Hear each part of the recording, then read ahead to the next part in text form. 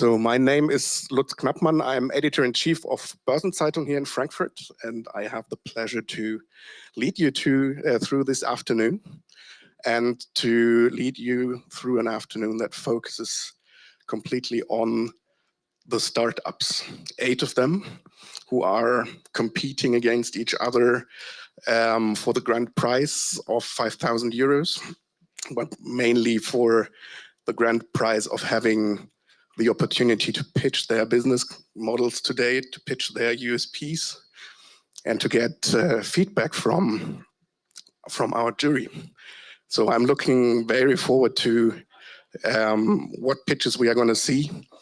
Preparing for this event, I already noticed that it's a really diverse field of business ideas that we are going to see. So look forward to a wide range of startups, somewhere in between high tech and pure finance.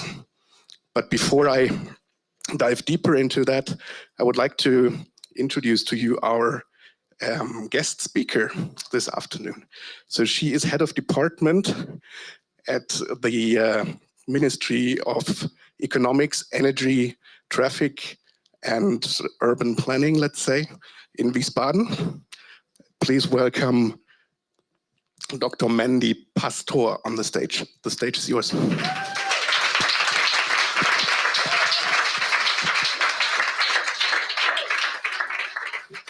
So thank you very much for the warm introduction. And yes, let me, yeah, okay. I will try it that way. Yes, let me also welcome you on behalf of the state of Hessen. My name is Mandy Pastor. I'm Director General at the Ministry of Economic Affairs, as you told. And well, it's really nice to see so many people here interested in that demo day. So welcome here, and it's a pleasure for me to give you a short speech. I'm quite sure that you all are waiting for the, you can't wait for the pitches, but my speech will not be that long. First of all, I want to emphasize that the green transformation is a major concern. It should be a major concern, not only here in the state of Hessen, but also nationally and internationally. And each good idea and each good business model, each startup in each company which contributes to this is important and is necessary. So each of you counts. So thank you very much for the participating startups which contribute to the green transformation and for pitching in some minutes. I also want to thank the Tech Quartier for implementing this program, and also the partners and all the helping hands. Thank you very much. So I think many people are here from Hessen, from the state of Hessen. So let me give you some examples how the state of Hessen supports you. And for those who are not from Hessen, so maybe I can convince you to move to Hessen. Yes, because a wonderful state, really nice. It's also sexy, but it's not poor. So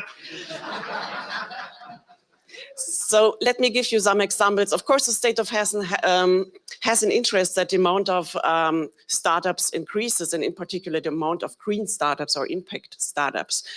So we not only want to be a startup state, but also a green startup state. So what we do for supporting startups, for example, this program. So this program is financed by the state of Hessen, and it's part of the so-called innovation cluster, which Tech Quartier runs. Thank you very much for that. So we have a lot of other supporting programs. So for example, we have financial instruments. For all stages of startups. So one example is the so-called push grant or scholarship. Maybe you know it. So you can apply for this, and if you are successful, you get up to 40,000 euros for 1 year, and this helps you to further develop your business model. So, and a very new instrument is our Future Transformation Fund, which has a starting volume of 23 million, I think. So, and companies and also startups can also apply there and get, yes, venture capital of 500,000 to up to 2 million. So it's also maybe very interesting. We also do a lot for helping the startups here to get more internationalized. So for example, we help them to get to international events or fairs or something like that. And in preparation are also further programs and instruments which help the startups to go to new markets, international markets. And of course, we have our ecosystem managers here. So we have the Startup Hessen as a one contact point, and we have the Tech Quartier as the contact point for startups and ecosystem manager here in the region of Frankfurt. So I think in the last years, we have achieved a lot. At the moment, we have 1,500 active startups here in Hessen. And this are, I think, 7% more than the year before. And of course, we are very proud that 1/3 of them are so-called green startups. So that's really good. And we, of course, we want to have more. So the Tech Quartier is an important partner for the government of Hessen, not only because you give the startups support, individual support, but also to make our ecosystem vivid and also maybe more sexy, and also, of course, visible. And that's very important. So thank you very much for that. So here between the pitches and yes, it's only me. So I think the stage today should be basically to go to the pitches. So I'm really excited to what startups will now be on the stage and to these pitches. And I really wish you good luck and that you come or stay to Hessen. Thank you.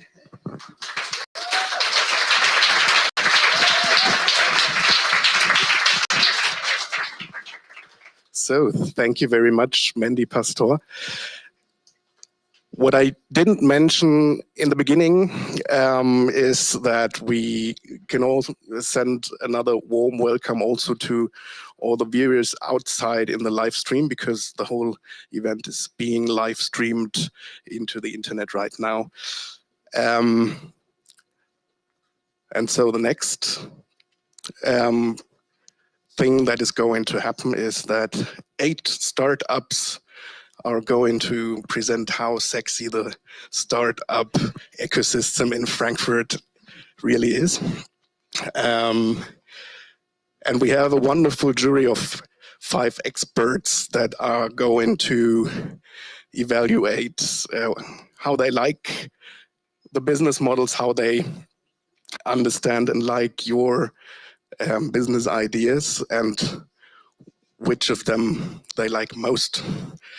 And to give you a little impression of the expertise that is watching very closely, I would like to introduce to you the second from the right, from your point of view, Vera Claas from Deutsche Börse. Welcome to you.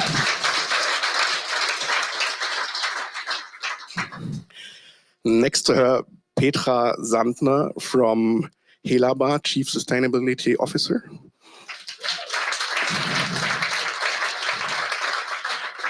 Then we have Paul Hammerstädt from ING Germany.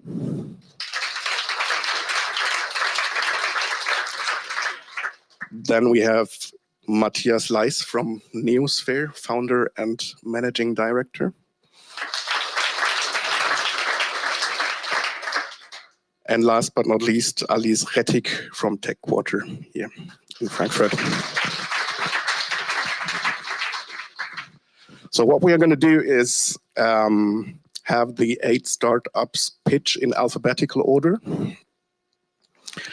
And each of them has 3 minutes time for their pitch and an additional 2 minutes time to answer questions from the jury. And as I said, we start in an alphabetical order. So the first one I would like to welcome on stage is Louis Schwab from Action Protocol. The stage is yours. Thank you. Yes, that's better. Okay. It's Axon protocol, so we have it. Okay, is that normal?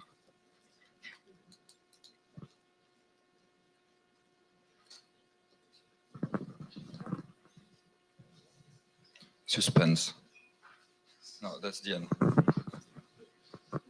Okay, perfect. Nice. So I'm Louis, and I'm here to present you Axon. So I would like to start with a fact that was mind-blowing to me when I discovered it. On top of removing carbon from the atmosphere, ensuring biodiverse ecosystem, and cleaning waters, forests are also cooling down cities by 12 degrees in summer. The problem is these forests are at risk of dying due to climate change. At this point, I think everyone agreed that businesses should do more about these issues. The truth is, when they want to do something, they are faced with a black box. They don't know where the money is going, They don't know where the money is going. They don't know what impact this project actually has, and they are not trusted by you. The lack of transparency and the related reputational risk are prevented forest restoration projects to reach the capital they need. Axon is the solution to tackle this problem at its core. Let me tell you it works. We work directly with forest owners to create digital record of their forests, so all information about the company supporting this project and the actual environmental impact generated is transparent, shareable, and verifiable by all relevant stakeholders, so everyone can rely on the same truth. Just in Europe, more than 500,000 forest owners could benefit from a solution to ensure that their forests are here for the generation to come. We already started. After having talked to more than 50 companies to understand that one of the main barriers preventing investment into this project was the lack of transparency, we onboarded 2 project developers in Germany to test our product. However, we don't want to stop there. We want this to become a standard to finance environmental projects. So each dollar invested goes to the activities with the highest impact. To give you an order of magnitude, right now, out of the 35 trillion invested in ESG label fund, 80% lack evidence of their greenness. If only 1/5 of this money was invested in highly impactful activities, we could already have fulfilled the sustainable development goal financing gap. With the right team to build this product, my co-founder Namir has been working at Axel Springer for more than 3 years, building software to provide journalists with evidence to back their claims. On my side, from the earliest day of my career in banking, I have been faced with these difficulties of not finding the right evidence to make informed decisions. We are now launching a beta. If you are interested in this issue or want to join us in this journey, please come talk to me after this pitch or scan this QR code. Thank you.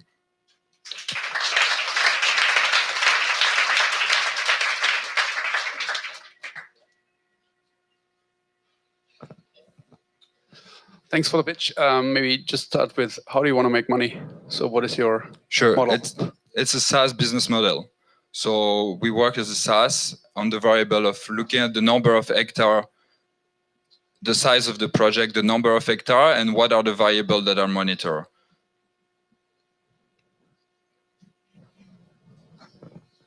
How about the competition in your field? Sure. So mainly our main competitor that work on the technical infrastructure like this are working with renewable energy, and they are going really well. There's company like All Infra. I don't know, maybe some of you are aware of them. That's mainly where we look at the competition on technology side. Then there's a lot of effort that has been done on carbon credits, biodiversity credits. Generally, they propose a whole solution.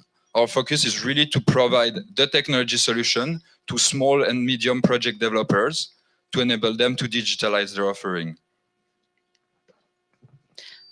Thanks for the pitch. My question is on the product. Could you describe that a little bit more? Sure, of course.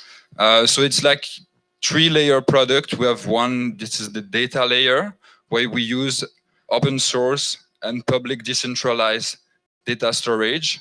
On the second side, we look at like how are the project financed. So we create digital shares to represent the forest and distribute ownership in this forest.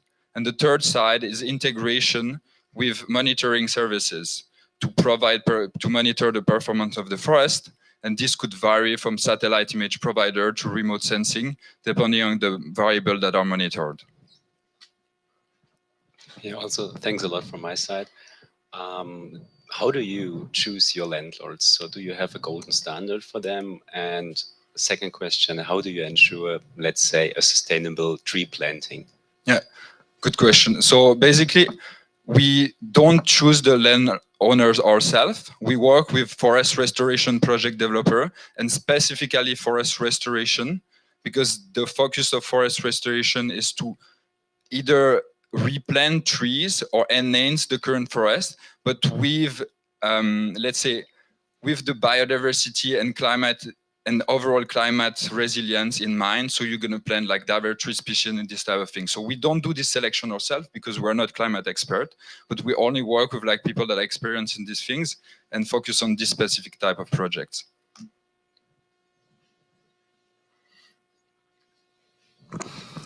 All right. Thank you very much, Louis Schwab. Thank you.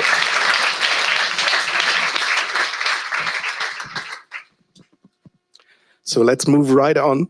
The next startup to pitch is called Dipala, and I welcome on stage Gero Klinger.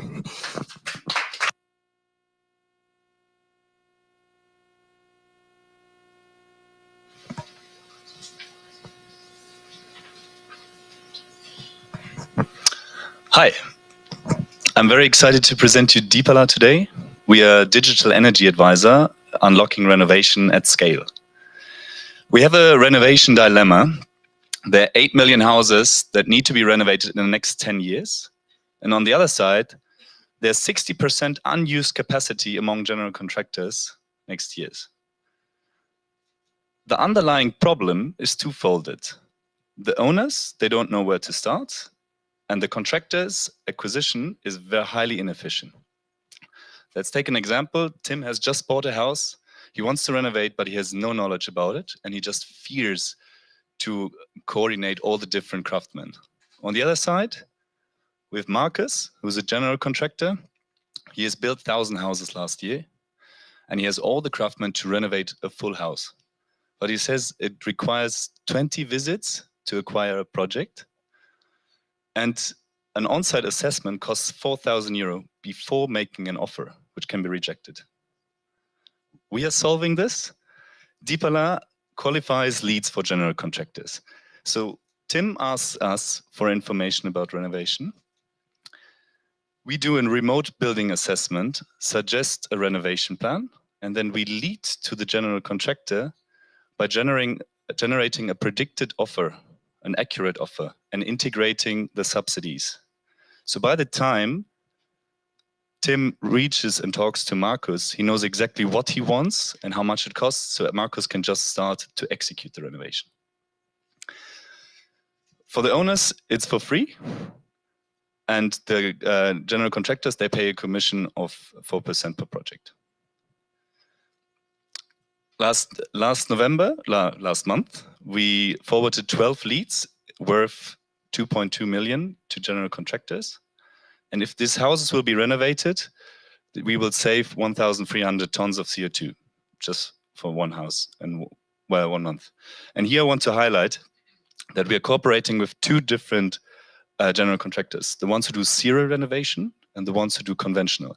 And the serial one, they are doing it with prefabricated modules, which is way faster and way cheaper. And this is also our USP in this market. We are the only ones who understand serial renovation, and we have accurate costs or accurate offers that sets us apart. The team behind us, we are experts in serial renovation and in digital venture building. Valentin is a certified energy consultant and worked 3 months for serial renovation. I'm managing the business side, and Damian is our data wizard who manages all the data for the buildings. So vote for Dipala and join our mission to renovate 250,000 houses.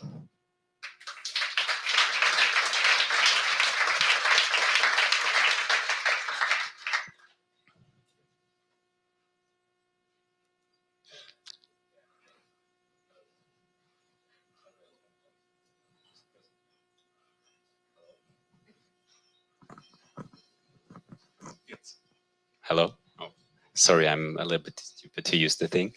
Yeah, thanks a lot for your presentation. I'm just interested, how many general contractors do you have on your platform? And do you cover whole Germany with all the contractors? Yeah, currently cooperate with 7 general contractors. They're mainly market leaders, like Bienzenker, for instance, is here in Hessen. They operate in all over Germany, town and country. It's a franchise system also all over Germany, and they built 4,500 last year. And yeah, these are now the ones we are cooperating already with.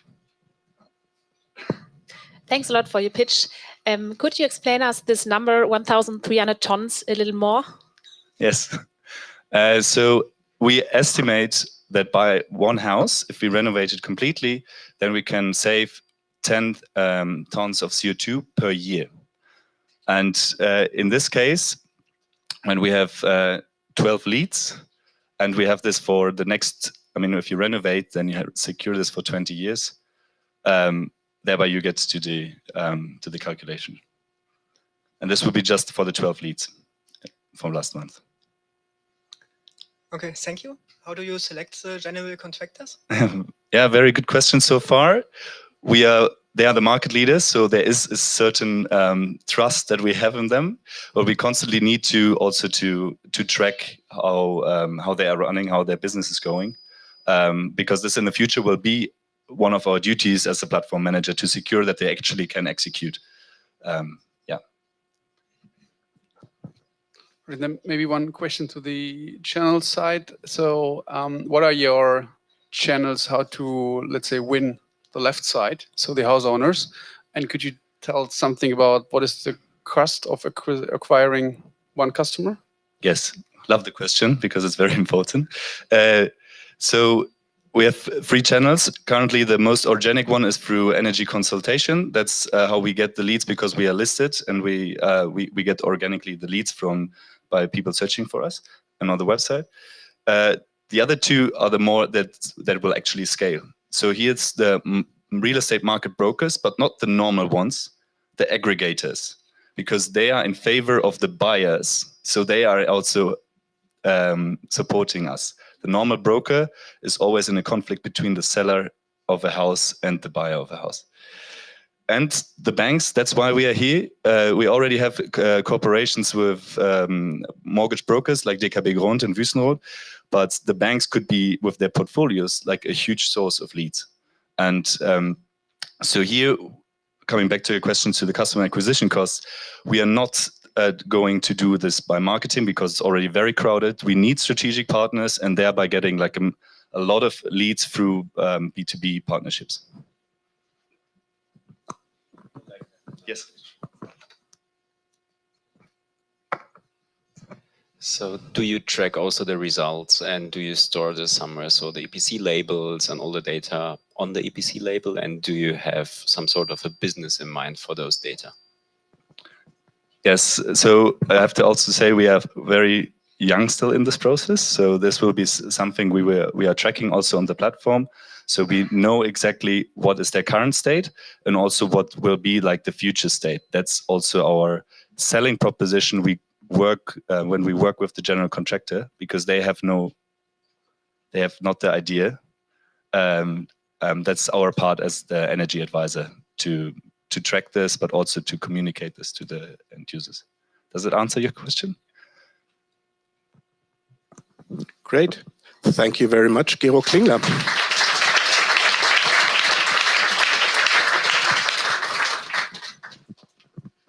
And number 3 on stage is a company called Edon, Julia Vollendorf and Daniel Ceballos.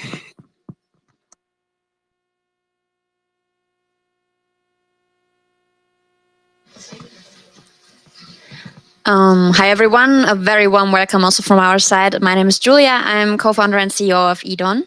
And my name is Daniel, I'm the tech wizard of Edon, and I'm also glad to be here. However, I'm a bit down today because everything that's going on lately in the world, for example, the war in the Ukraine, and now there were heavy rainfalls about a month ago in the Dominican Republic that killed several people. And as I have family over there, I feel like I have to help them, but I don't know how. And I have the feeling there's nothing I can really do. I really know the feeling. My friends from Kenya just told me the same thing, that there are heavy floods and people are suffering. And I want to do something in my everyday life, but I just don't know how. Which is exactly why we have built the solution of Vergeben, which is a plugin that enables you to do good in your everyday life. If you shop online, for example, your Christmas presents, you can just round up with one click for a charity of your choosing that is close to your heart, and then just do good. So you're telling me I also already can do good while buying my last minute Christmas presents? Yeah, actually, if you're looking for a bracelet for your wife, you can just go to Christ Juweliere, which is one of the 100 biggest online shops in Germany that we have been working with since 2022. This is the former CEO of Christ talking about collecting donations with us every day. Sounds good, but why would an online shop want something like this? So we do have a lot of customers who do it just because it's the right thing to do, but we also have some who are just convinced by the numbers. We did a big A/B test last year with 45,000 end customers and solidified that there's an increase in sales of 3.9% if you offer donation solution in your checkout process, which makes sense because your values as a company are just visible just there. Okay, so that's what we are doing now, but what's next? We did launch the plugin for Shopware 5 and 6, which is shop systems, in the last year, and we are planning to do the same for Shopify in the upcoming year in Q1, which is hosting over 90,000 online shops in Germany alone. We want to expand the A/B testing to substantiate the KPI results that we have seen so far, and we are looking for a strategic partner to not just make it possible to donate and round up in e-commerce, but in other areas too. That's nice, but I don't yet fully understand why are we here this afternoon on this stage.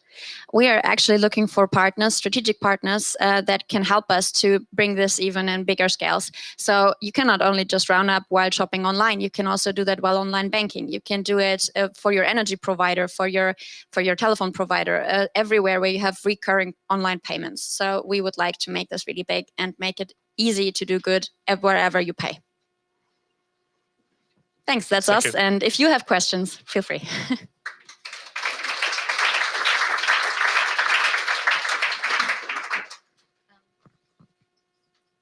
I think there's a microphone needed, as we are two people.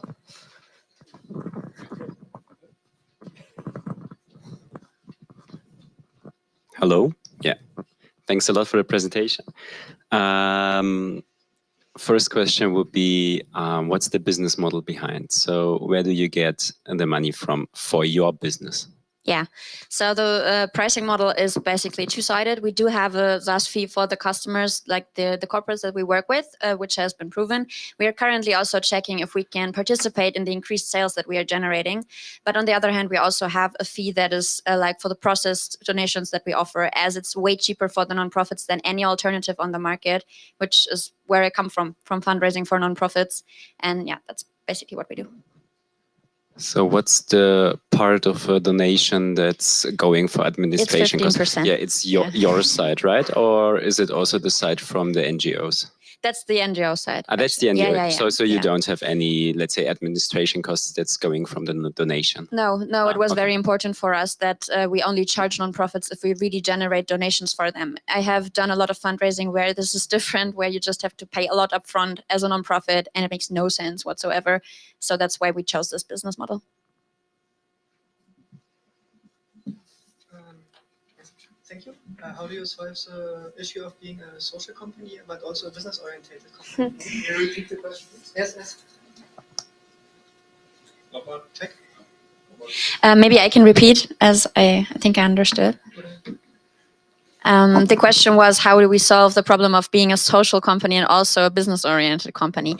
That is an interesting one, as we also have talked in the past with investors that were thought we were too social or too business model orientated. So basically, we did structure a company that twofold. We do have like the basic company, and we also have an entity that is just there for processing the donations, which is charity.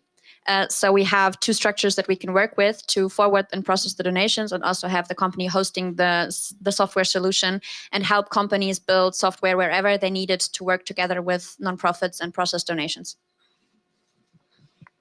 Then maybe one last question about numbers. So can you give us a little bit of insight about the conversion rate? So how many, let's say, customers in their buyout process, in the checkout process, do some donation? Did I miss it? No. The conversion rate is not Okay, featured. The average is 350, which is great because most of you probably know it from the supermarkets. The average donation there is 2 cents, maybe 3. So this is something we really loved when we started, as we saw that people want to donate, and even we had a complaint from one of the customers that they could only donate 300 euros max because we had a limit. We thought everything else would be a typo. So that's something like that. And the conversion is actually also really good. For fundraising in general, it's mostly, if you do a postal mailing, for example, 1%, but for us, it's 3.7. And as a customer, do I see the specific NGO I'm donating to? Yes, you can even choose. Okay. Yeah, if it's important for you, for example, not to donate to Ukraine, you can choose one of the other, for example, 2 projects that are featured there. We're currently looking in AI optimizing the perfect solution for you, but it makes sense if you have an online shop, for example, selling animal products, that you would have an animal project featured. So that's something we're collecting a lot of data with right now. Maybe for the last question, how much has been donated in total till now? We also have that number here. It's 90K plus. Okay. Yeah. I thought 92. Okay, got it. All right. Great. Thank you very much, Julia and Danielle.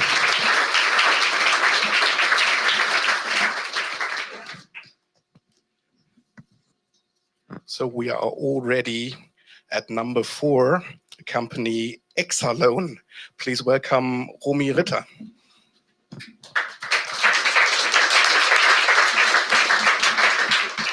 Yeah, thank you very much. I'm Romy. I'm representing as a COO today Exaloan to you.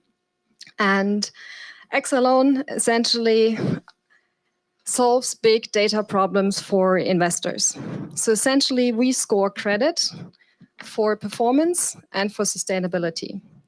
So when talking today about sustainable finance, let's have a look where we can have the biggest impact.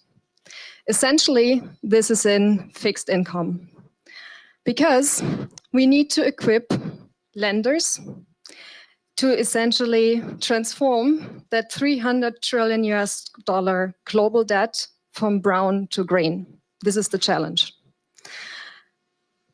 We already see, luckily, a lot of banks, for example, that have committed to this cause. However, they are facing a lot of cumbersome processes, especially when it comes to data collection and assessing the data, making sense of it. It's very slow, it's tedious, and most importantly, it's not commercially feasible in most cases, either for the banks or especially for the small and medium-sized companies. So in a nutshell, we're talking about a big data problem in sustainable lending. Luckily, like I told you, this is what we solve. And we have also solved this one. We have built a solution that allows investors to assess the sustainability, or any other person or company that's handling a large portfolio, to assess the sustainability of their portfolio partners. Essentially, yes, we collect a lot of data, we standardize it, we put it in a nice infrastructure so we can actually handle that big amount of data in a reasonable time frame. And most importantly, and this is where the real magic starts, right? We make use of the data and we create actionable insights for the investors. We do this by applying machine learning methods to the data that score ESG criteria for small and medium-sized companies. So in the end, we have an infrastructure built that can process millions of loans with hundreds of data points in a fraction of a second. So you simply put in a loan tape, for example, this is automatically processed, standardized, KPIs calculated, and visualized, so you have a decision basis for the investor at hand. And we have already done this in credit performance scoring, where we currently outperform existing solutions by more than 70%. For those of you in lending that know, this is 70% less defaults going directly into your performance. And with that, now on the ESG side, we can make an impact. We expect that we can achieve the same for the ESG side. And we're currently preparing for our Series A in spring, early next year. So if you want to make an impact on the lending of tomorrow, I'm happy to talk to you.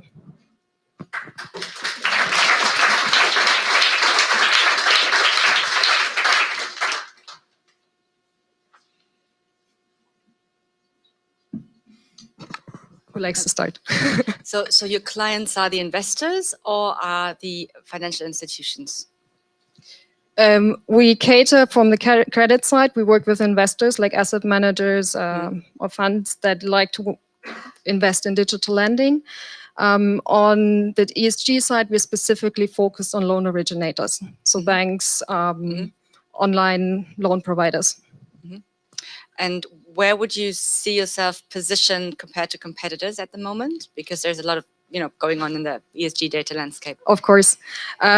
What we see mostly at the moment, most of the market is focused on the large corporations, as we are used to working with very fragmented and small companies. So we're really talking about small to medium-sized companies. We already have a lot of data for that coming from our core business, which we can already use. And we have already access to loan originators that are working with that data. So this is where we see our sweet spot, because this is only a field where you're in a very fragmented world that you simply cannot handle efficiently in a manual form. You have to automate it.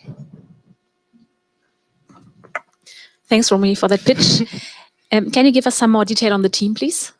Yes, of course. I actually have a slide for that. Give me a second. There we go. Because it's a lot of people behind this. What I would like to highlight is Greg Wheeler, for example. He is head of AI here at Frankfurt School. He is responsible for building our machine learning models. And then also important on the founding team, we have Tom, Luca, and Andreas, who have a long experience in credit and banking, as well as banking law that are coming into it. Cool, thanks. And what are your main achievements that you've reached so far? Well, what are you the most proud on? Well, the biggest one actually is reducing the defaults for our clients on the credit performance side, which is massive if you think about it, that we reduce more than 70% of defaults for our clients. And which volume do you currently have on your platform? Have you told us? Currently, we have a fundable loan volume of 1.6 billion on our platform. Can you go one slide back, please? Sorry. Oh, sorry.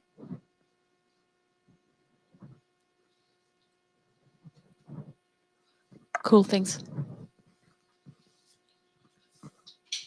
How do you set the ESG criteria? I think they can be very different from company to company. And yeah.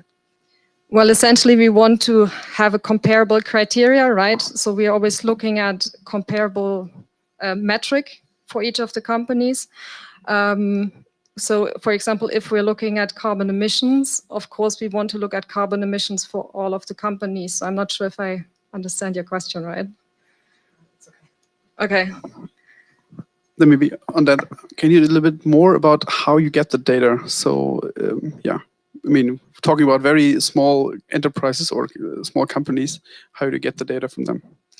Well, we work already with partners that have extensive loan books, which already have also small and medium-sized companies' data. Secondly, obviously, like everybody else, we are buying third-party data to work with. And we're also building and collecting additional data from the partners that we work with, so that we actually include additional data points that we're retrieving within the credit approval or credit request. And of course, we cannot do that for all of the companies. So this is where our solution from the technology side comes in, that we can very precisely say where's the carbon footprint for example, for a specific company compared to their peers. So using some kind of proxies then? Yes, of course. Okay. Yeah.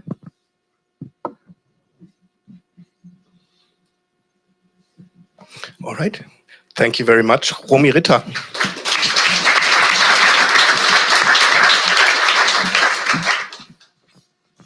So this is the moment to take a deep breath because we already halfway through the batch today and we already saw 4 startups pitching in the broad term of sustainability, and you can already see how different the ideas and the business models are in there. So now let's look forward to the second part of the pitches and to the next 4 candidates.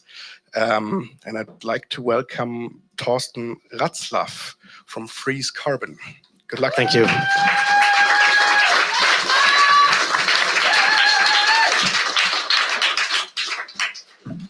Hey everyone, my name is Thorsten and I'm the CEO, co-founder of Freeze Carbon. We support businesses to reach net zero. What's the business model behind this? We are advising companies if they have unavoidable CO2 emissions. Why is this so important? If a company wants to reach net zero, there's 3 steps involved in this. First, the company needs to track how many emissions they have. Second, they need to reduce as much as possible, ideally 100%. If they are left with unavoidable emissions, they can come to us and we can advise them on connecting to high quality carbon projects. What's the problem behind all of this? And I think everyone has heard the term greenwashing and carbon credits in the past, is firstly, the market is extremely fragmented. There's over 30,000 carbon projects out there in the world, all with different quality levels. The process to find them, analyze them, negotiate contracts, pricing, and complete the transaction is very time consuming. And the payment process is very tedious and sometimes quite risky because you're sending money quite far away. We're solving this with our platform. Firstly, we are aggregating the market. We are analyzing these projects for quality. We are then completing the entire admin work around this, and we are also facilitating a safe and secure payment process via an escrow functionality. Why is it so important to act right now? I mean, CSRD is kicking in and 50,000 companies in Europe, 15,000 in Germany alone will need to report on their climate impact, amongst other KPIs. And of course, no one wants to be a climate sinner, but this is also driven by supply chain. Companies are sitting in supply chains of very big companies out there, be it Volkswagen or Audi or others. And these big companies are more and more incorporating ESG criteria in the supplier selection. This market is really large and it's growing quite quickly. There has been a few dips, ups and downs, but the market we are focusing on is the high quality side, is carbon removal, very modern technologies. I can go into more details later on, that's not a problem. And what is our position? Our business model here is really connecting the carbon project directly to the company that wants to get access to these, and we take a percentage service fee of every transaction. We are not the only one out there. There's quite a few market players, but we are the only one that sits on the side of the corporate and not on the side of the carbon credit. What we're doing is a quality analysis. It's a 2-step process where we sign NDAs with the individual project. We have an application or an approval rate of 16%, a decline rate of 84%. Independent advice, we don't have our own projects. A lot of the other players are developing own projects. We don't do that. We personalize portfolios and we have enterprise volume available. Maybe I'll quickly skip to the team for time. So Florian and I founded this company because we met 5 years ago at McKenzie and now built a team of sales, marketing and tech, but the company is only 1 year old. And I quickly want to show you a little bit about resilience because that's the most important topic in this market condition right now. So we as a team, we have a black belt in karate and teach 100 girls in self-defense. We climb very, very high mountains, cycle them back down. If we're in the valley, we cross continents while swimming. And if we are pushed down, we push ourselves back up and we are Freeze Carbon. Thank you.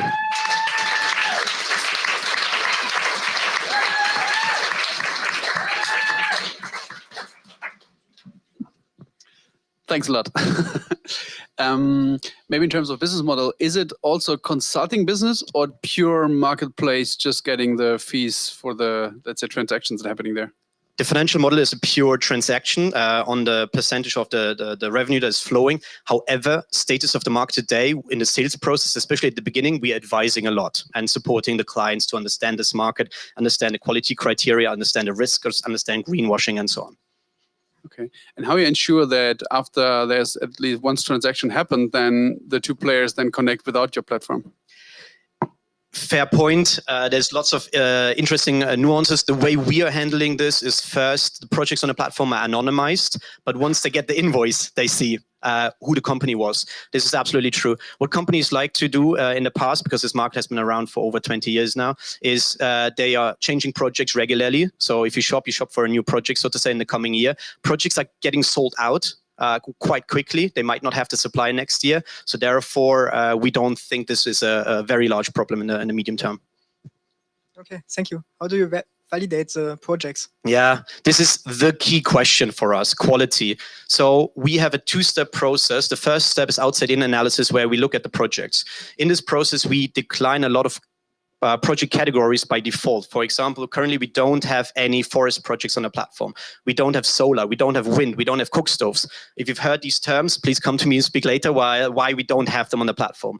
Then if we find projects that we do like, we go to the project developer, we sign a non-disclosure agreement and dive really deep, much deeper than a certification process in the first place, and analyze these projects even deeper. And that's the 16% that I mentioned earlier, the 16% approval rate on our platform.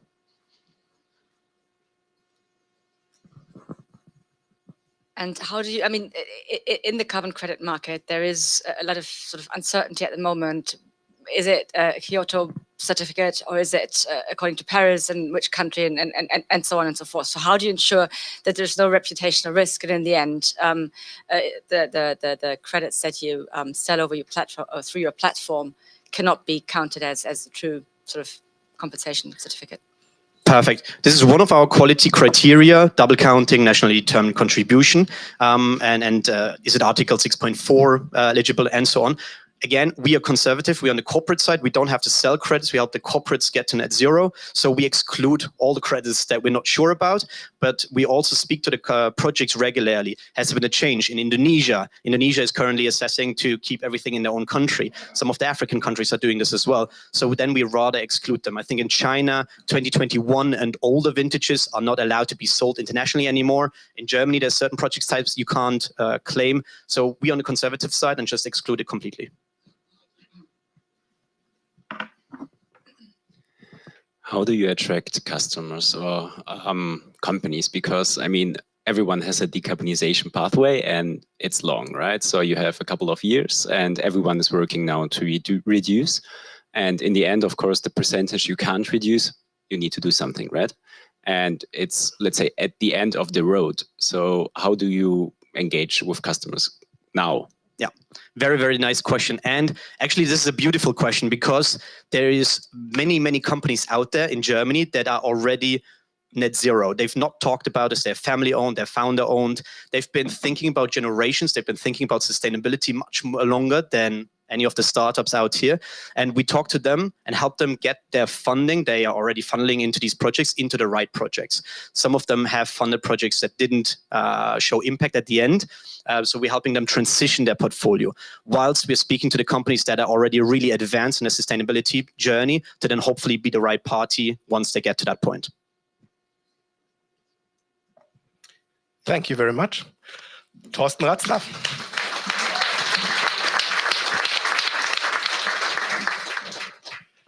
And let's just move on to a company called i3D Energy.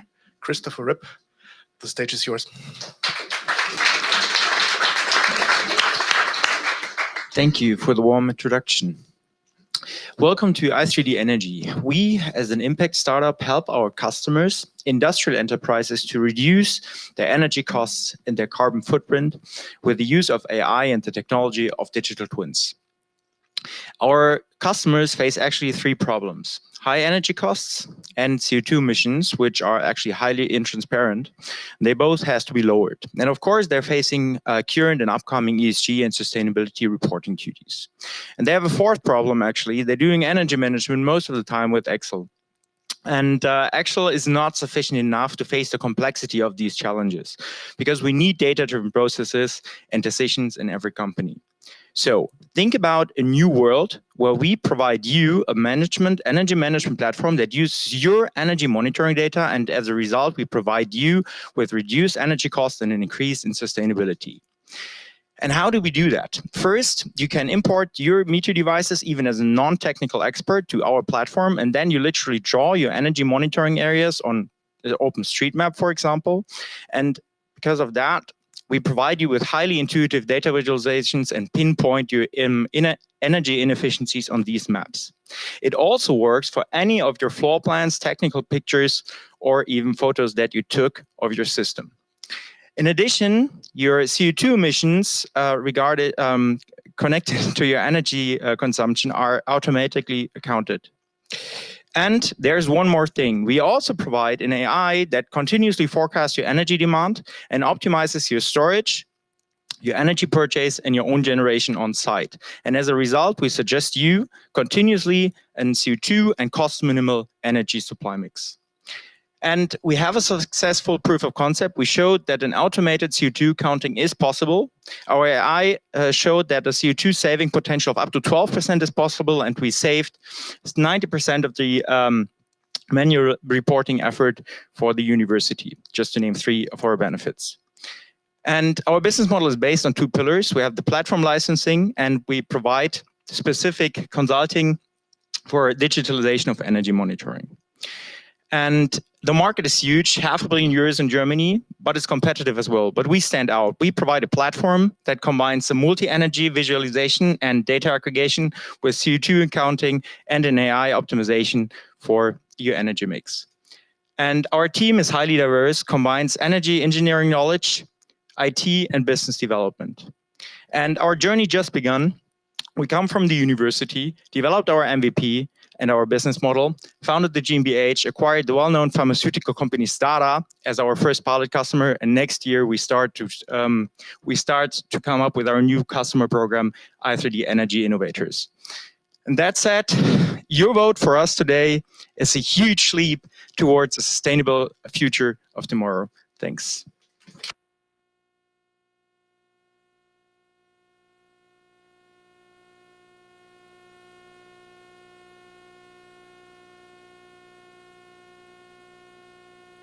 Thanks a lot for the pitch. Can you give us some more insights on the cost? So let's say TechQuartier wanted to start using your app by tomorrow. What would it cost? Yeah, right. So the TechQuartier is probably not the best customer, because the TechQuartier is unfortunately too small. So we're looking at customers with an total energy cost of from 250,000 euros.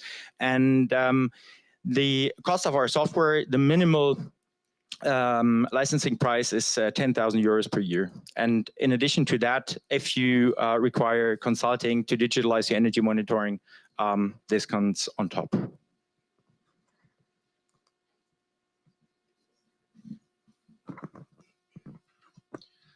How long does it take for a, let's say, not so easy customer to set up everything? So to draw the map, to have everything installed so that I can get my transparency about the energy costs? If you have the meter devices set up, the meter device setup took like 1 minute per meter. If you're advanced, half a minute.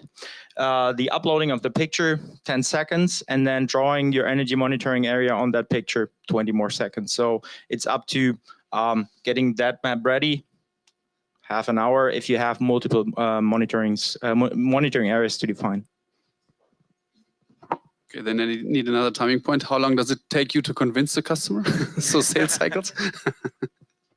Actually, the customer it's quite easy to convince them that they have to do something because the reporting coming up and the energy cost of the past year, 1.5 years, they're a big pain point and they want to know where the energy actually flows. But the problem is they don't know how to do that, not to calculate it and pinpoint it. And so their solution, this is a quite easy solution for them to find out. So the only thing we need is vision. So the market doesn't know that we're here. So that's a big chance for us to say, hello world. So if you know a company, get us connected. Thank you. What is your going to market strategy and who will be the first customers? The first point, going to market strategy. So what we're currently looking for are networks where we can tell our products of multiplicators. And then we have that new customer program that I just showed you, which we specifically address to customers that want to start the journey with us. And we limit it to 5 customers to assure these new customers that we can work with them and then we can help them and that they in return help us to make our product ready for the scale up phase. And the last part I forgot, sorry. First, okay, good. All right, thank you very much.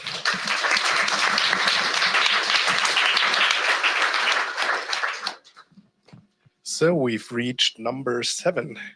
The company is called Planted. Please welcome Wilhelm Hammes. Hello, hello. All right. Hi, everybody. My name is Wilhelm. I'm the CEO and co-founder of Planted, and we just surpassed 1 million in ARR with our sustainability software solution. Now, if you look at the market, it's exploding, right? You have customers, investors, employees, suppliers, everybody's screaming for sustainability. But who would have thought that politics is actually solving this? Next year, 50,000 companies will fall under CSRD, ESG, Lieferkettengesetz, and so on. And this will trickle down to 650,000 companies. The problem is these companies really don't know what to do. They don't have know-how, resources, time, tools, and all that to comply with 116 new regulatories. In addition, there's a huge quality problem, as we saw previously.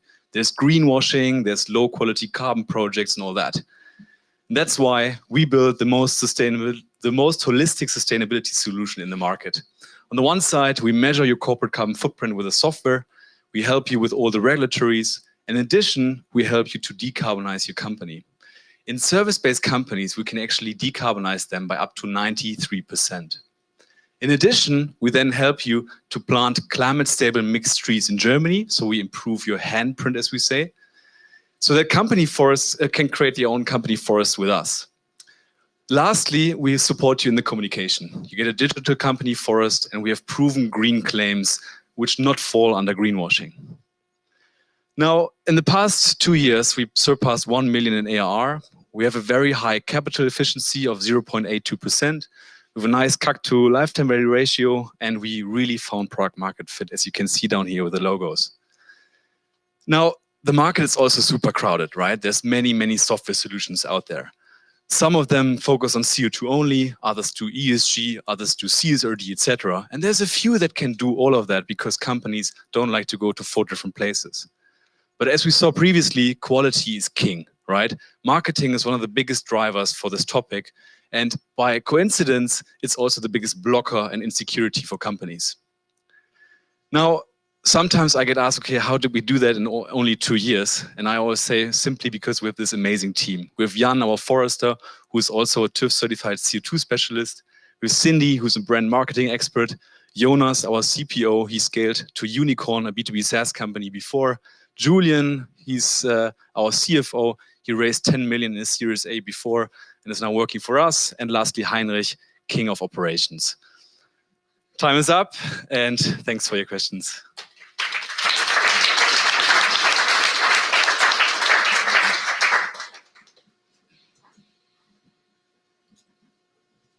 Questions?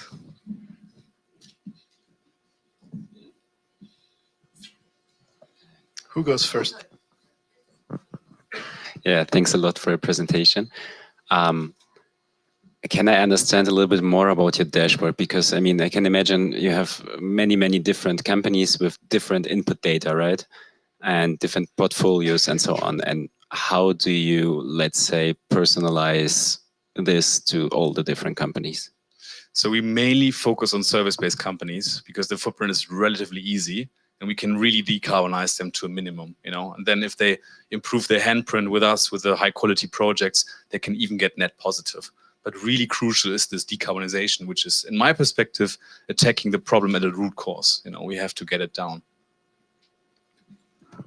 Thanks. And you told us 1 million ARR, so congratulations to that. How do you earn the money? Yeah, it's a SaaS subscription, of course, like everybody, I think. It's very important. So we have 3 different packages and an enterprise option, which comes on top on 25%. And then you can choose for the trees or carbon projects also if you want. We also do forest protection. I mean, we plant in Frankfurt also. And that's basically how we earn money. Quite established. So what's next? What is your vision for the next, let's say, 12 to 24 months? Good question. Very So good. we have that as well. So yeah, in Q1 it's fully ready for all regulatory requirements, and then we'll start basically scaling the channels that have a high profitability with a good CAC payback, and that's basically then putting all eggs in one basket and go big then. Yes. So right now it's the Mittelstand, of course, our ICPs, but then moving up the hill as well.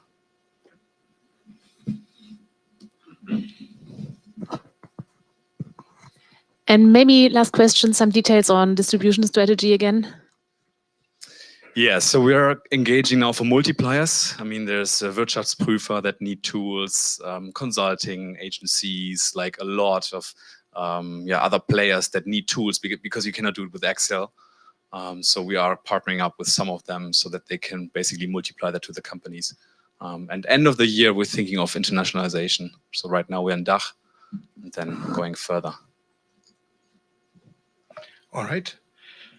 Wilhelm, thank you very much.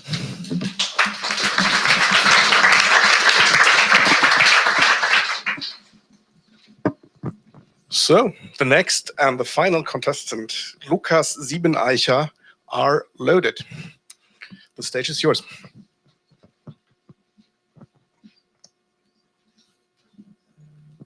All right. By show of hands, who of you is an EV driver? Who drives an electrical car? Just to check with you. Not so many, our own team, of course. So there might be a reason for that. So you have a lot of problems. If you look at this small video, just to show you how a peak situation looks like, there are not enough stations to charge your car. They are too slow. Only 25% of the fast chargers out there go beyond 22 kilowatt hours. 22 kilowatt. There's no dynamic pricing. The stations break down if it's too hot. They slow each other down, the cars that charge next to each other. So there might be a reason why you're not driving an EV car yet. And what we want you to do is to stop thinking about charging. Because what we do is we build high power charging station, and we do that with our own market leading and groundbreaking technology. And the picture you see here is an actual station that is operating since 3 years. So the technology is already in place and was working. And we do that for all electrical vehicles. So this is how it looks like, our award-winning charging station. It can charge up to 1 megawatt per station. So every charging point can do that. We charge directly from a solar panel into the car because we have our own DC microgrid. We avoid conversion losses. Thank you very much. Appreciate it. We have a really small footprint, so everyone can use this charging point. And we do that even for the big ones. So we can charge also buses, trucks next to each other. We can put cars next to each other. It's not a problem at all. And those superchargers can charge up to 3.75 megawatt. So everything is possible with our technology. And of course, it's patented, and we have an exclusive right to use this technology for the market of the public charging market and to provide it for whole Germany and even Europe. And with that, we're setting new standards in public charging, especially in green mobility and in sustainability. We can charge, as I said, directly from a solar panel into the car. We do heat recycling. So if you charge a car really fast, there's a lot of heat generated. We take that heat out with a liquid cooling system and we make it reusable again. It's also flexible pricing. We drive customers to our stations when the sun is shining and when the wind is blowing. And as I said, it's also easily accessible also for people with disability. And we do all that by having really competitive prices. We can be up to 50% cheaper than the competition, even though we charge faster. And we do that while we still have a really sustainable business model. We allow landlords to participate in the revenues we generate at the local stations, so they can yield up to 10 times the return as they would usually do when they would sublet the land just to another competitor. And with that, we're driving green mobility, we're reducing CO2. We aim at saving 200,000 tons of CO2 in the next 5 years. And as you can see on the map, we have a lot of stations planned. We are in a lot of acquisition talks. There's no shortage of sites that wants to be developed. So we're just waiting for investors to join us and invest in tomorrow with us. I'm Lukas Siebeneiche. I'm here with my co-founders Frank and with Oliver, and we're happy to talk to you. Thank you very much.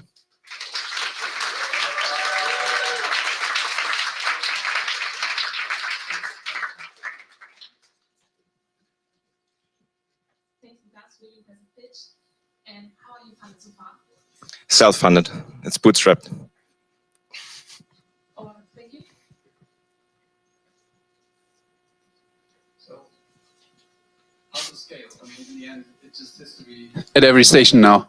So, what is your approach in scaling and actually on the other side getting the refinancing for everything like that? I think that's it. Yeah, so the setup is going to be that we have a holding structure and every station is going to be an SPV, a special purpose vehicle. And we allow to have 49% of this SPV to external investors.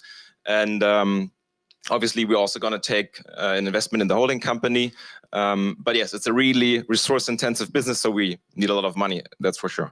And is there any assumption about, let's say, what is the break even in terms of timing for such a station? Yeah, it's pretty fast. So it's roughly 6 years, we say, but we can reduce it even to 4 years with greenhouse gas certificates, which we can issue. So it's a quite interesting business.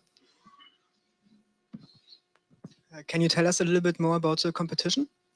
Yeah, sure. I mean, the competition, it's a quite crowded space. There are big players going into it, but we set apart with a lot of differentiators in the technology. So we are more efficient. We can drive down costs as well in building the infrastructure. And also our stations are designed differently. So all the other stations are not really convenient. Some fuel stations try to convert into electrical charging points as well, but they're not designed for this different kind of traffic, which stands a little bit longer. Some want to be fast. And sometimes they just put it on the side. There's no roof on top. So it's not made for electrical charging. So I think we can really drive our USP home with that.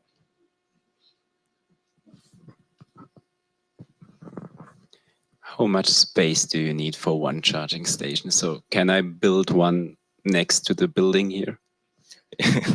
Yeah, so I mean, our technology is, you could, but we start at 8 charging points at once, so that you have 8 parking spaces, but it's even better if we scale. So we want to build 20, 40, 60, 80 charging points at once, because then also the technology plays out its USP, because all the electricity can be distributed between all the charging points. That's also the reason why we can actually charge all those different types of vehicles next to each other without them slowing themselves down. And have you told to, so regards customers, have you told to grocery stores or something like this? Because usually they have the space already. Is this something where you can, make some business with, or are you just, creating the stations by yourselves and run them by yourselves? Yeah, so at the moment we lease the land and then we build the station ourselves and we run the station as well. I mean, we're completely open to big investors as well, right? Who have land themselves and we're able to develop it. That's for sure. I mean, we're super open to that. Great. Lukas, thank you very much.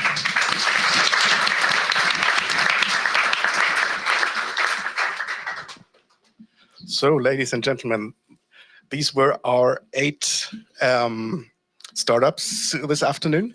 And now it is to the jury to discuss and to decide. And I think you are going to be taken outside to another room, because we will use the next 30 minutes in which the jury is going to have a heated debate, I suppose, about all the interesting and really fascinating business cases.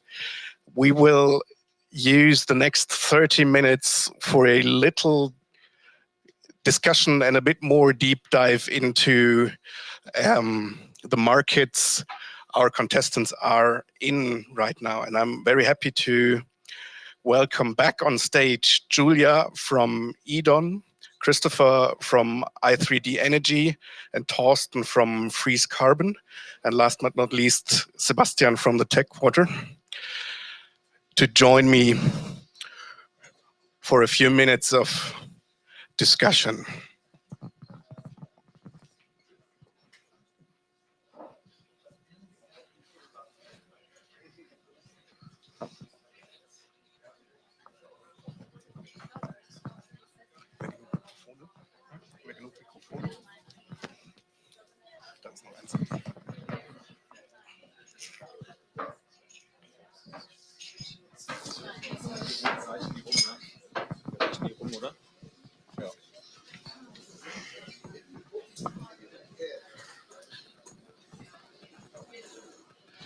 So, all right.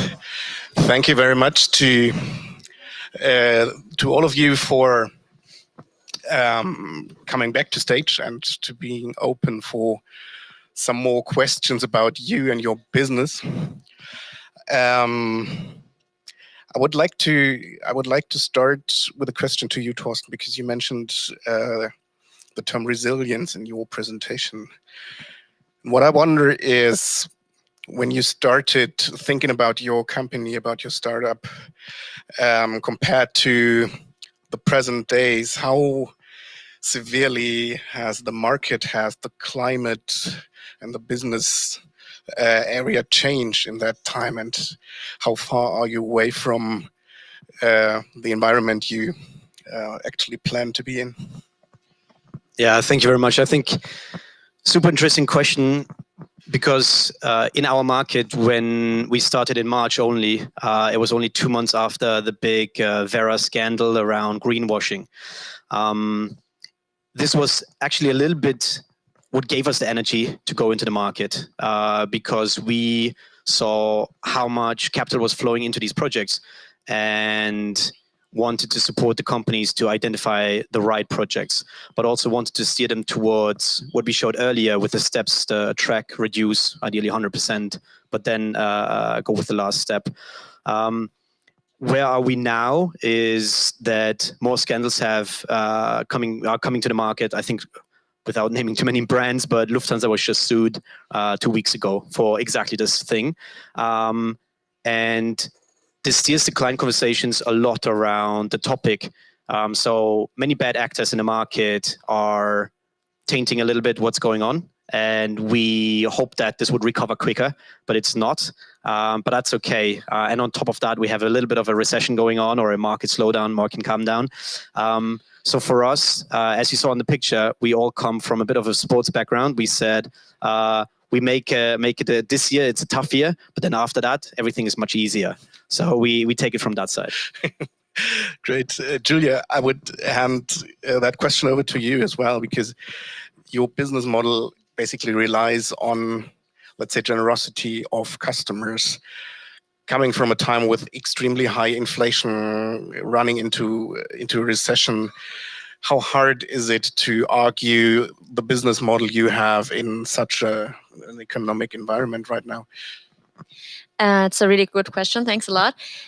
Also, maybe to the question of where we came from and where we are standing today is that when we started, there was no discussion about carbon going on at all, basically, and I come from the nonprofit sector. So I've worked for the UN, and I just had the feeling that it needs more digital solutions to make it easier for companies to work with nonprofits. I did not even try to go in the sustainability area. It just happened that we said, okay, it needs solutions for each and every person because everyone cares about something different. It happens to be along all the 17 SDGs and support all of these causes. What we see today is that we sort of profit from the current situation with like the Vera scandal and stuff like that, as most companies are now looking for alternatives, not only targeting the E, but also the S and the G. And if we offer solutions, for example, for your company, for your employees to donate a part of your wage, and then the company is doubling it for the social projects that you actually care about, not only do you find solutions that really match the people you're working with, but also have it very individualized. And that's basically something, the question with are people still donating? That's something I hear a lot. Mm-hmm. And our expertise shows that basically when things get worse, people are more likely to give as they can relate. And we have seen an increase in donations, actually, especially if you have a crisis going on like with Ukraine. It took us, I think, 12 hours to have a project onboarded from one of the biggest German nonprofits. So I could call all the online shops and all the CEOs and just ask, hey, do you want to do something? And yet they can do something immediately, something that people can understand and relate to. Great. Christopher, you are based right in the center of the E in ESG. Living in times where the discussion about energy prices dominates much of the discussion about inflation, is that something that drives customers through your door, or is that something that makes it more difficult for your business? Very good question and good point. So definitely the high energy prices are the major point what we talk about with our customers. So that's the big pain point, because costs are always the driver.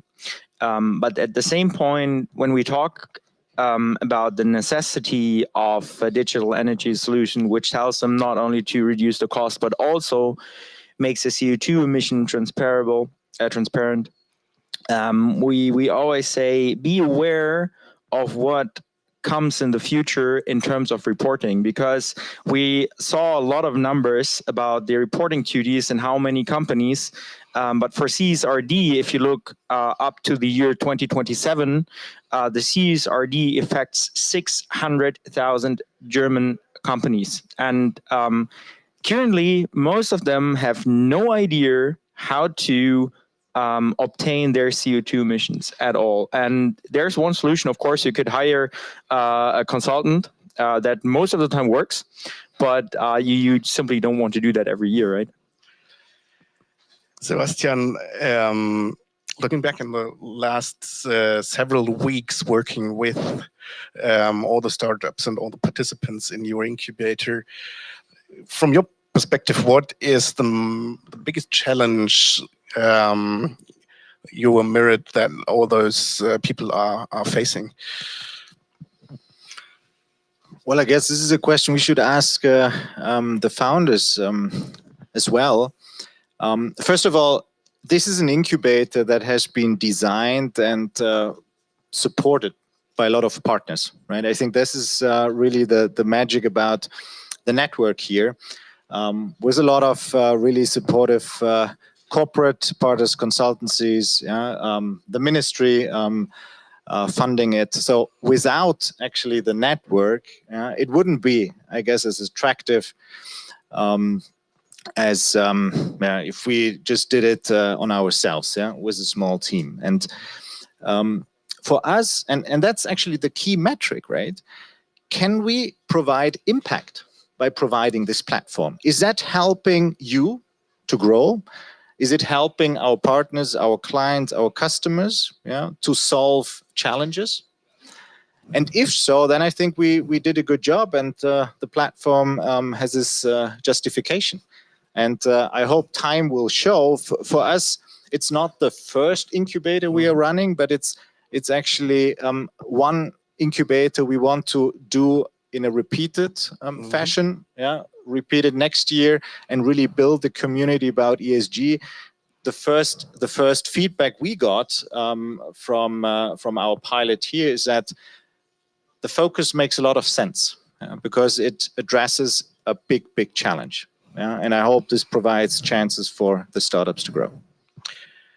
Before we look into the future of the incubator and the future of your plans on that topic, I would like to come back to the three startups here on the stage and ask one question that we hear every single day when Börsen-Zeitung reports on sustainability and ESG, and that is always the question and the complaint about regulation, about taxonomy, and about which rules to apply. So to all three of you,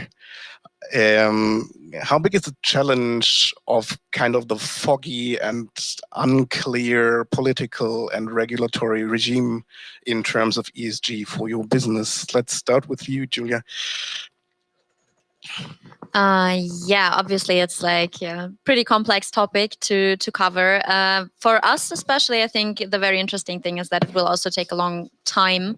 I think for the E part of ESG, the regulation will sort out itself eventually in the next time. For the S and the G part, it's probably a longer time to go. I think it's coming, and it's gonna be a big challenge to really be on that track. But I think the current situation focuses still a lot on the E, and it's complex enough to cover. Yeah. Torsten, how is it in your experience? Yeah, absolutely. I think it's a tremendous challenge, and especially the speed how fast it's changing and being updated is a big challenge. And if you're a very large company like Volkswagen, you have an in-house team, I don't know, 15, 20, 30 people. But if you're a company, maybe second generation, 2,000 employees, and you have a world-leading product no one ever heard of, you're focusing on developing and innovating that product and not necessarily having the internal expertise. So that's a little bit also why a lot of outside services like ours are existing to guide people or guide companies towards and through that jungle. And I think in our market specifically, there is a lot of new regulation coming out. No one knows when, no one knows exactly how. So people try to get ahead of the curve, but also a lot of companies are just standing very still and waiting until this happens. So we see two sides of this, absolutely. What about your business, Christopher? Yeah, so first I totally agree with your positions and what you just said. I may just want to add one other perspective, which is maybe a German typical thing. So we tend to argue that these regulations are too heavy, too much, whatever. But if we as kind of society, but especially companies, had not like lost the vision of how to do digitalization in the past and drove it more forward in the past, in most of the parts we wouldn't have a problem, right? So because then we would get already now most of the data by just a click. And because we're so much behind with digitalization, actually we have a problem. So I tend to say use that regulation that we get from the EU as a driver to force digitalization and to help us actually going on with it. Just to follow up on that matter, is that the point where you as a startup come in because you have a solution to help drive that sort of digitalization? I suppose that's your plan. Yeah, definitely. So yeah, I totally agree. But I think most of the startups in that batch kind of helps to face these challenges, which comes with the ESG regulations, with the help of digitalization, right? So you and the others of this batch as well. Yeah. Now, a similar question, a little bit rephrased to you, Julia, because one of the customers you mentioned was Christ, which is a very renowned and very traditional brand in Germany. So from your experiences, how easy or how difficult is it to be a startup and address a company like that and how to open their minds for collaboration with a startup like yours? I really love that question. So we have started when we started off. We focused on small to medium-sized online shops to cover those. The onboarding is pretty quick, as you can have a plugin solution within 15 minutes live in their shop. So it's pretty easy to implement this solution, and it's something that's sort of a no-brainer.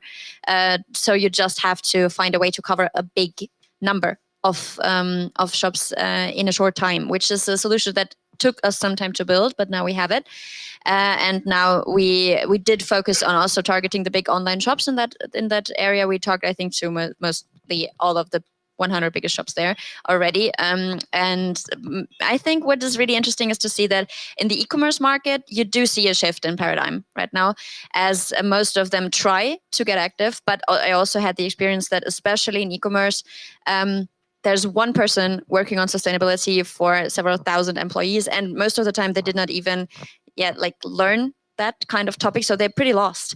That is something, as you said, the impact that we can create with the program that I will totally take away from here. It's the intro to the strategic partners, which is great for other areas, but it's also some of the sustainability managers from those companies that come to me and ask, hey, do you have a solution for that and that problem? So also the other startups that we get to know in different areas, that we can actually connect them for the solutions that they offer that might help the company in this situation, as there is not only confusion about the regulation side, but actually on how to manage all the other steps too.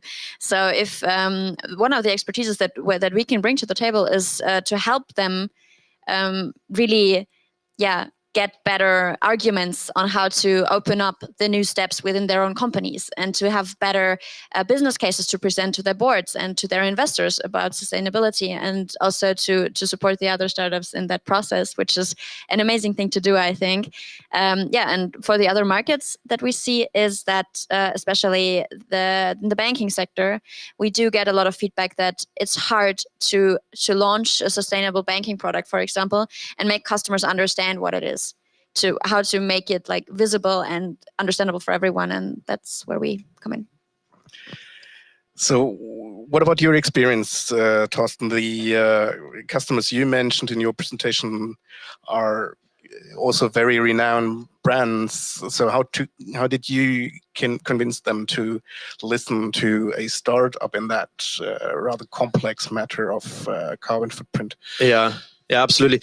For us, it's a little bit more similar to your situation. And for us, the product that we're selling is not necessarily something new, because we have the projects behind us. So for that, they don't see a big risk on, do we actually produce what we promised? It's more around, do we manage them through the process, and do we have the expertise of picking the right projects? And how we handle this is absolute transparency. So we actually just had a call yesterday, very large financial institutions, and they said, we are not shy to read 27 pages of due diligence if you have that per project. So we are now sharing and going as deep as we can. We might need to open up our NDA that we have with the project, but sharing that information. So how to win trust, for us, it's transparency. Now, you've been working for McKenzie before. So what was the point or the reason that changed your mind from going from a consulting career to, I have to do this as my own company and I have to found this company I'm founding? Yeah. So after McKinsey, I also joined a tech startup, head of sales there, 2.5 years, scaling that. And at that point, I've been an investment banker and a consultant and selling financial information to people within the financial services industry. And I realized that maybe there's more impact that I can have in the industry. I don't want to voice that too loud, because we're in Frankfurt and probably a lot of people work in this space. But for me, I've learned a lot. I learned about the financial space, the advisory space, about sales, about tech. So I thought I was ready with all the skills that I needed. And for me, it was more around internal desire and passion to do something that is a very, very big challenge. And climate is maybe one of the most pressing challenges right now. Of course, the S and the G are as important, but the ESG is something I wanted to focus on. And I was looking into footprint tracking for my own footprint, on a personal level. At that time, quickly realizing that I don't have much impact on a global scale, and CO2 is global. It travels within 5 to 7 days around the entire world, so it doesn't really matter who emits it or where it's emitted. Then mirroring this to our company, 140 employees, but tech company, so not many emissions again. But this is when I realized the path to net zero and came across the voluntary carbon market. And then the Vera scandal happened. And I said, okay, if the money is already flowing, why does it not flow into the right projects? Let's do this, let's fix this. And that's why we founded Freeze Carbon.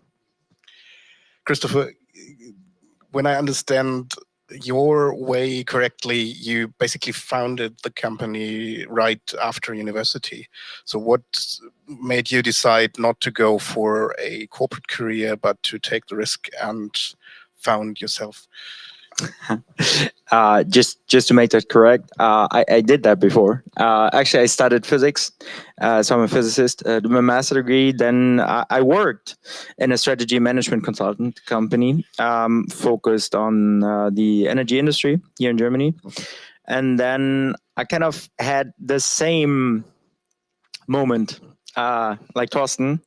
And I decided to go back to the university, and I wanted to make myself a specialist in a more technical field. So kind of going back to physics in a way that I can do programming again, and helping us all to develop something that helps us to fight the climate change and reduce CO2 emissions. And then I had the chance to concept a research project, which we actually got the funding for. And then I was happily in the position that I could lead that project. And out of that, with my three most trustworthy and most brilliant students, we founded then i3D Energy.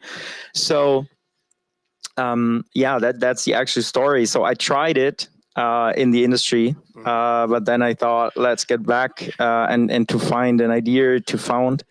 And yeah, we did it. And at the moment, I would do it the exact same way. So I made the experience, and I do not want to have not made it. But yeah, that's probably the person that is sitting here because of my experience, right? Cool. Julia, you worked in NGOs before. So what did you decide to found yourself and to take the risk to found a company? Yeah, I just thought, if you join the church or the clergy and you decide to become a nun or a priest, you will probably be asked, when did you get your calling? And I think for founding a startup, it's basically the same thing. At some point, you just feel that there's no other way but to do that. For me, that point was reached when I worked at the UNHCR in Nuremberg. And I had the feeling that there's a Nobel Prize hanging on the wall, and it's 5 people working within a huge federal agency, and everything is slow, everything is underfunded, everything is it's a huge machine, and there's so much time that goes by until you have any leverage to have any impact at all. So my solution for that was sort of to go out there and try my own project and see how far I get with that, because in the end, how far you come depends on you and not any hierarchy or structures that you might find yourself in. And that was, for me, the reason to, go ahead. You already gave a little hint about the incubator program. So again, to all the three of you, the question starting with you, Julia, what was the most important, the most surprising thought or learning you take from the last weeks here in the incubator program? The most surprising thought, I think it may have been that we found out there's a huge desire or need within the financial sector for having solutions, social solutions, environmentally positive solutions that you can actually understand and grab with your hands. And that's something I really, really loved about the project. Yeah, I think that's it. Torsten, what about you? What was the most important learning from the last weeks? I think there were quite a few, but I would say power of network. And this is, Sebastian, we talked about this as well, this is what the program provided us. One is the network with other co-founders or early stage startups. We oftentimes realize we have similar problems, although we're in very different industries, but it's just around building a company, and sharing that in a closed room can be very interesting because you can really talk. There's no camera, there's no competitor, there's no employee or whatever sitting there with you. You can really talk about it. But then the other part is really the network to the corporates. Corporates coming here, being very open about learning about new ideas, about new solutions. Yeah, that was really interesting. Christopher, what about you? Yeah, unfortunately, I have to agree, Torsten. So yeah, definitely network is the network opportunity is one of the things that gave us incredible new ideas, new insights, new clearance on topic. And then, of course, the partners that gave the workshops, who were completely open and curious about what we are doing, willing to answer any question, how dumb it might sound, but it was curiosity on both sides, and that made it really, really interesting. So that we as startups learned a lot, I would say. So not only we, but I would say also the workshop partners learn something. So it was an exchange from on the same level. And that was pretty amazing. Sebastian, hearing that kind of feedback, is that something that makes you happy because it's what you want to achieve? It makes me very happy because I mean, I really enjoyed the evening. I really enjoyed your pitches, and really shows how much dedication, commitment, passion you put into your business, and that's what everybody can feel. I think this is a feeling, a vibe we need much more. Yeah, in Frankfurt, I think we are on a good way because everybody's understanding. Yeah, a very, very important innovation source. Yeah, or particularly looking into the future, will be startups at different maturity levels, but we need them to move ahead. And you're talking a lot about energy mix. I think what we should try here in our community, in our network, is to get the innovation mix right. It needs really both sides if we want to innovate in the B2B space. I think Frankfurt is a great place to do it. The region is a great place to do it. And if TQ can provide the platform, also the space and the network to support, that's something I'm looking forward to. And that's why we don't want to stop here. That's why. What's next for Tech Quarter? So we still have the digitalization issue, right? This we won't solve it for Germany with this program. So there's more need. We have different challenges, different trends, and so what we plan to do in spring 2024 is along a similar template of the program, several weeks, batch of startups, but then different topics, more focusing on open finance, embedded finance with all the technologies that come along with it. You could also put the digital euro into the list. Here we want to have, again, the same power of network, same power of learning, exchange to tackle those problems. I think these are problems that are not arbitrary. These are topics that are really an issue for financial services. A great opportunity also for the Finanzplatz to show its innovation capacity. So stay tuned for spring, and I hope we'll have again so many people attending our events. Great. As we are still looking forward to our jury returning. They're there. All right. So then you get around my last question. Thank you very much for being on stage. Thank you very much for participating. And good luck to you and your businesses.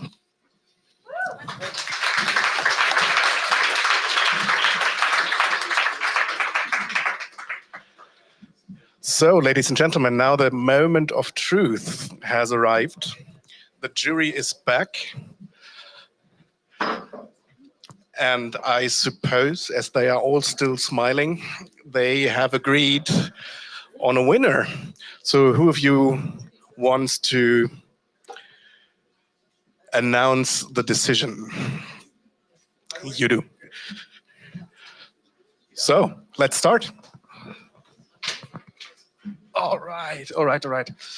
So we had a very tough discussion, and we said, okay, I have to bring to you all the emotions that we had when struggling with the decision, and did some fighting. But before we start, thanks to all the 8 participants, the 8 pitches, that was of very high quality. So first of all, thank you very much all the 8 startups.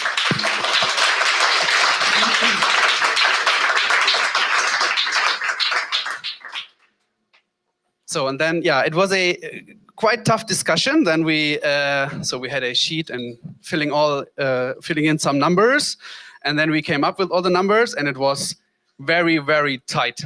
So from 8 to 1, it was very tight, and so we had a discussion. Okay, do we believe our numbers, or do we have to decide something else? And so it took a little bit of time and a little bit of discussion, but in the end, we came up with a solution with, I hope, all we can live with. So. To make it not too long, the winner of this batch is R-Loaded. Congratulations.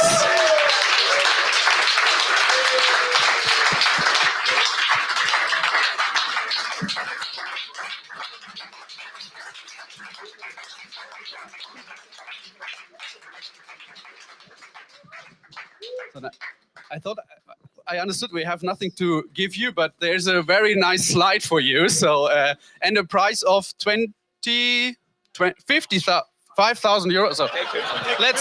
So let's make it 20. I think TechQuarty has some kind of budget. So 5,000 euros, and do the best with it, and do the sustainable transformation with your solution. Congratulations. Thank you very much.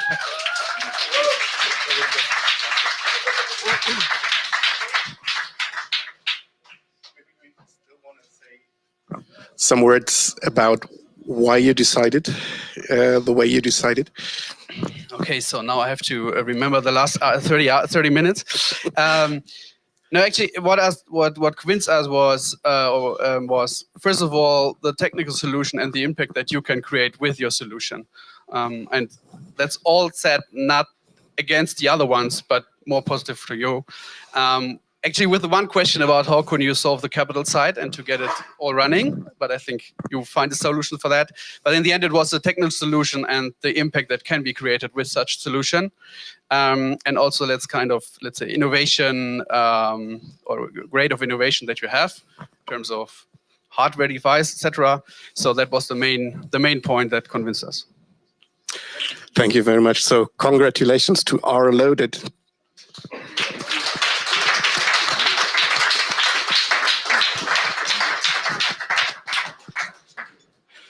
So, before we come to a conclusion and get over to that part of the evening that is also a very central part of a program like that, meaning networking, I would, from my side, like to say thank you very much for you being here. Thank you very much for the great pitches. Thank you very much to the jury for your effort and your discussion and decision. And I would like to hand over to Sebastian as the resident in here to make some final remarks. So thank you very much. Thank you, Lutz, for walking us through the evening or the afternoon. Wonderful. We appreciated very much your support as a media partner. I think that brings also this discussion and all the topics we're having here inside a little bit outside of the bubble. So thanks for that. I want to only say thank you to our partners, to the startups. You made this program happen, and I really hope that we can continue in this spirit, having more and more startups presenting really inspiring and forward-looking solutions. I would say let's now network, mingle, and talk more. But before that, let's do some photos, right? Okay. So everybody else, so jury, startups, come in front, please. The others can start drinking, and you join later. Okay. Have a nice evening.